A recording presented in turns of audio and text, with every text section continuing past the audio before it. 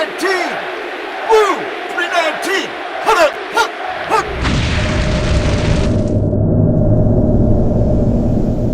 Hey, tip-ups are a great way to get out there and cover some water and increase your chances of catching fish. But there are some basics that we have to know, Tom. Let's start out with the line. Okay, real simply, most people use a black braided Dacron, and that'll come in 20, 30, 40-pound tests, depending on the species that you're fishing. Another kind that's become popular in recent years is the coated line, Pat, and with that, of course, it doesn't absorb water and won't freeze up as easily on the spool as a standard braided Dacron. One of the things I've noticed lately is that there's a lot of choices regarding the line color.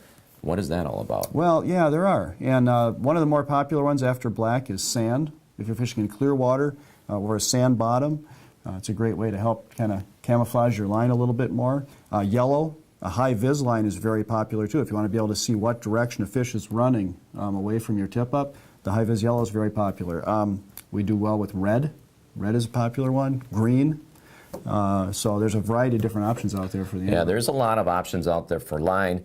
And when we get to the business end of this thing, where we're actually putting a hook and some type of rig on there, we also have a lot of options out there, starting with a basic mono-leader and a hook. But what else is available out there as far as our rigs? Sure, there's a lot of different pre-packaged ones on the market now too. You got your standard wire, of course, if you're fishing for northern pike or something a little more toothy. Standard treble hook, swivel on the end, little flasher blade is nice, helps attract fish in. We've got the balance rig, which is a 2-hook rig, so you can hang dead bait in a horizontal position. And they've also got, of course, the quick strike rigs, which are really becoming more and more popular now with people practicing catch and release. It's a double hook rig. The 4-hook is adjustable, so you can get 1 hook into the dorsal, another up toward the front of the minnow. Allows you to set the hook a little faster and get those fish back in the water more quickly without hooking them badly. Now, finally, I've noticed that it's good to use a marker on the line, and there's a variety of markers out there. But what's the basic reason that you want to use a marker on your tip-up?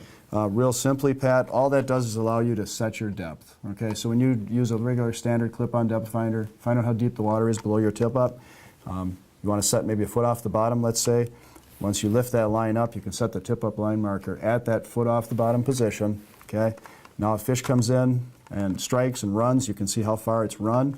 And also, after you catch that fish, you can get set back up to the same depth where you were in that primary strike zone and caught the Yep, important fish. to get back and repeat where you had success. Tip-ups are a great way to get out there and cover a lot of water and increase your chances of catching more fish.